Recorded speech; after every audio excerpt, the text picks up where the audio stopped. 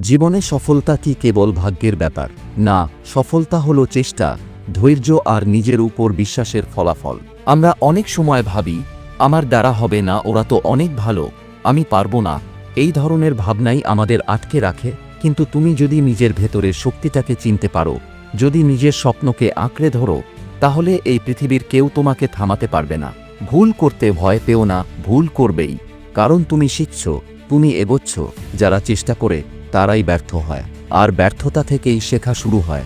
তুমি যদি প্রতিদিন নিজেকে একটু একটু করে উন্নত করো, যদি প্রতিদিন সকালে ঘুম থেকে উঠে নিজের স্বপ্নের কথা মনে করো, তাহলে একদিন তুমি ঠিক পৌঁছে যাবে তোমার লক্ষ্যতে। জীবন সহজ নয়, রাস্তায় থাকবে কাঁটা, থাকবে বাধা, কিন্তু মনে রেখো, তুমি জন্মেছ একটা উদ্দেশ্য নিয়ে। তোমার জীবনটা মূল্যবান, তাই আজ থেকেই প্রতিজ্ঞা করো, আমি থামব না, আমি হাল ছাড়ব না, আমি নিজেকে প্রমাণ করব।